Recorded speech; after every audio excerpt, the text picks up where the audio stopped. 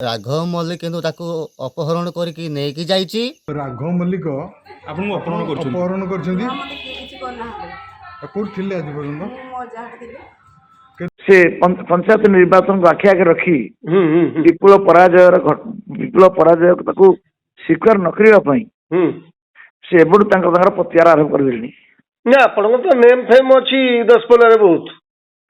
ତେଣୁ ତେଣୁ ମାନ୍ୟବର ବିଧାୟକ ରମେଶ ଭାଇ ଆମର ଯୋଉ କଥା ମୋର ଚରିତ୍ର ସଂହାର କରିଛନ୍ତି ଏବଂ ବିଜୁ ଜନତା ଦଳର ଯୋଉ ସାଂଗଠନିକ ଲୋକମାନେ ତାଙ୍କୁ ନେଇକି ସେ ବଡପଣ କରିଥିଲେ, ଏବେ ସେମାନେ ଭାରତୀୟ ଜନତା ପାର୍ଟିରେ ଖୁବ୍ ଶୀଘ୍ର ଯୋଗ ଦେବେ। ତେଣୁ ସେଥିପାଇଁ ଇଏ ବର୍ତ୍ତମାନ ମାନେ ଜର ବାଉଳିରେ ତାଟିଆ କାମୁଡୁଛନ୍ତି।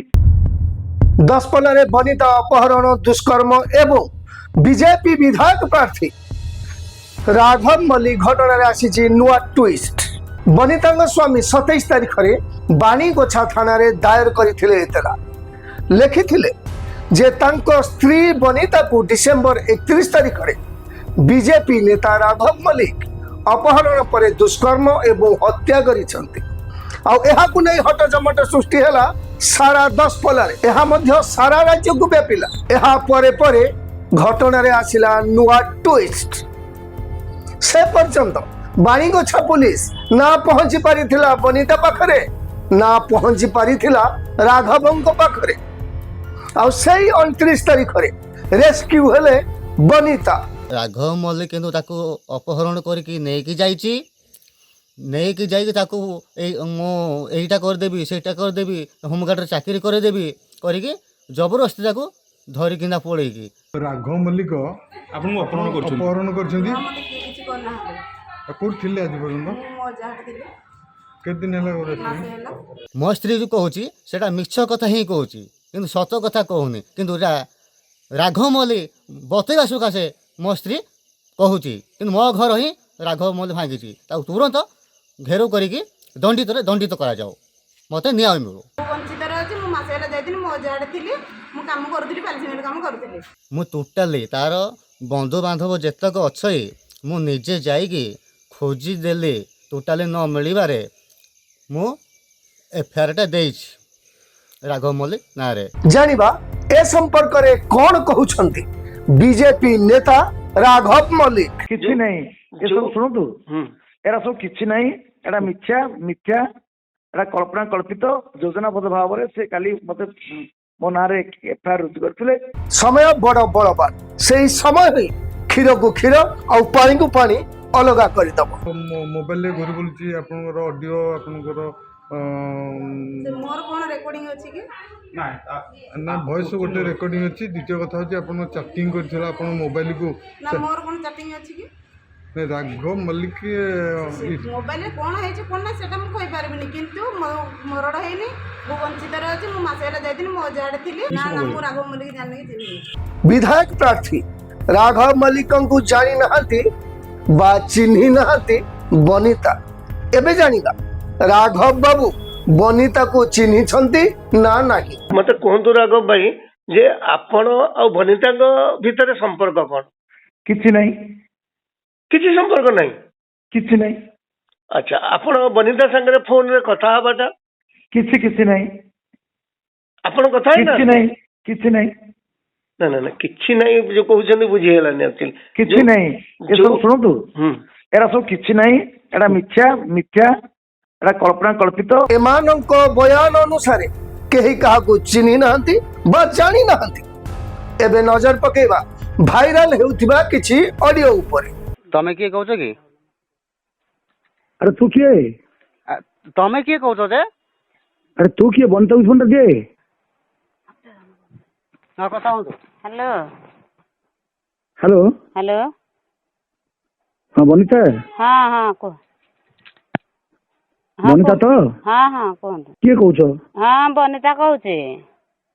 ହଁ ବନିତା କହୁଛି, କହୁନ। ତମେ କିଏ କହୁଛ? କିଏ ସେ? ଆରେ ବନିତା କହୁଛି, ବନିତା। ବୁଝିପାରୁନ? ସବୁବେଳେ ଫୋନ ଫାନରେ କଥାବାର୍ତ୍ତା ହଁ ବନିତା, ସବୁବେଳେ ଫୋନରେ କଥାବାର୍ତ୍ତା ହଉଛ, ଜାଣିପାରୁନ? ହଁ ये फोन किधर चला रे? କହିଲେ ये फोन किधर चला?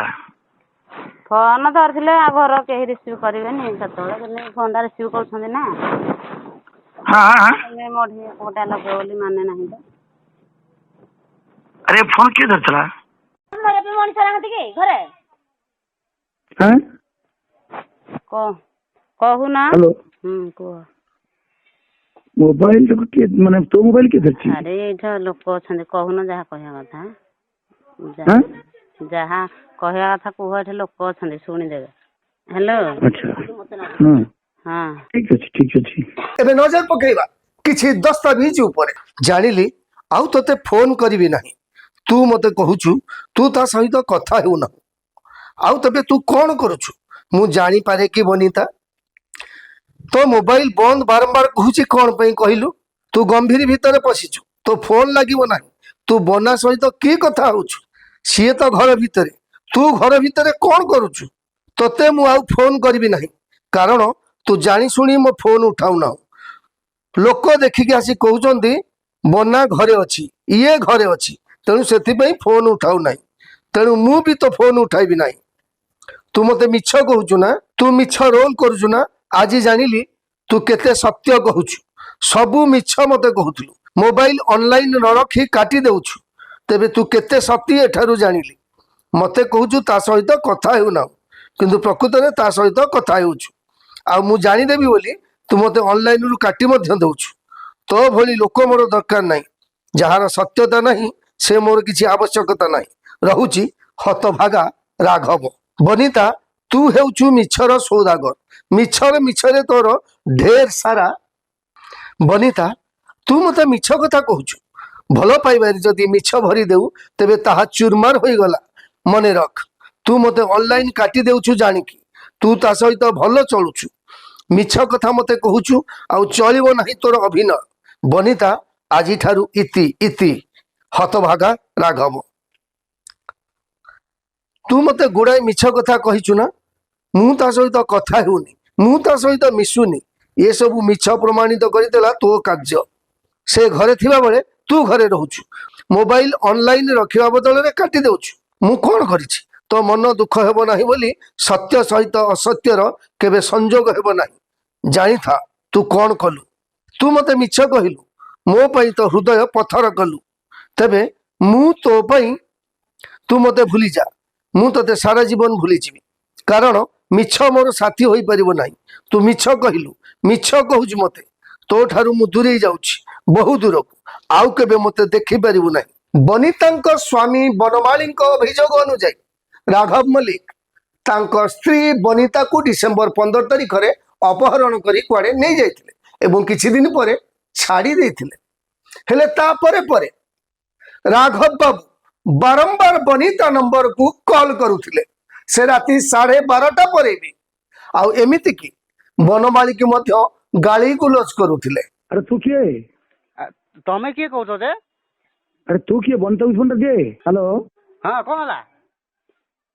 ଏ ତୁ ରଙ୍ଗ ଦେଖେ ନା। ଶୁଣେ, ହଁ କଣ ଶୁଣିବି ମ? କଣଟା ଶୁଣିବି? ବନିତାକୁ ଫୋନ ଦିଏ, ନହେଲେ ବାଡ଼ି ପୁରେଇକି ଟେକି ଦେବି।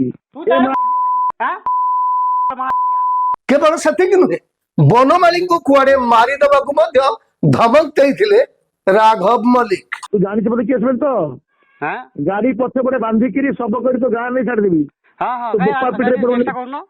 ରାଘବ ମଲ୍ଲିକ ମୋତେ ଧମକ ଦଉଛି, ଆଉ ଏଇ ବନିତାକୁ ଦେ, ନ ଦେବୁ ମୁଁ ତୋତେ ମାରିଦେବି ଜୀବନରୁ। ତୋତେ ମୋ ଗାଡ଼ିରେ ଶବ କରିକି ନେଇକିନା ଯିବି, ତୋ ଗାଁରେ ମୁଁ ପକେଇ ଦେଇକି ଆସିବି। ଆଉ ମୋ ଘରକୁ ମାନେ ଗୁଣ୍ଡା ପଠଉଛି। ମୁଁ ମୋ ଘରେ କିଏ ନଥିଲା ସମୟରେ ଗୁଣ୍ଡା ପଠଉଛି। ମୋତେ ମାରିଦେବା ପାଇଁ ବି ଧମକ ଦିଆଯାଇଛି। ହଁ, ଏଇଥିପାଇଁ ବୋଲି ଏଫଆଇଆର ଦେଇଛି। ଏସବୁ ବୟାନ ଶୁଣିବା ପରେ ଆପଣ ଚିନ୍ତା କରନ୍ତୁ, କିଏ କହୁଛି ସତ ଆଉ କିଏ କହୁଛି ମିଛ। କିନ୍ତୁ ବନମାଳୀକୁ ଧମକ ଦେବା ଘଟଣାରେ ଏଯାଏ କାର୍ଯ୍ୟାନୁଷ୍ଠାନ ଶୂନ। ଯେମିତି ଲାଗୁଛି ଆଇନ କାନୁନ ସମସ୍ତଙ୍କ ପାଇଁ ଅଲଗା ଅଲଗା।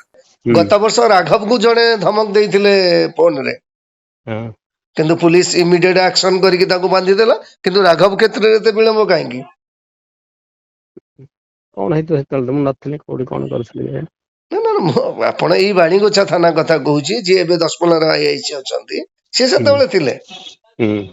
ତ ରାଘବ ଗୋଟିଏ କମ୍ପ୍ଲେନ ଦେଲେ ସାଙ୍ଗେ ସାଙ୍ଗେ ଲୋକଟା ବନ୍ଦ ହେଇଗଲା।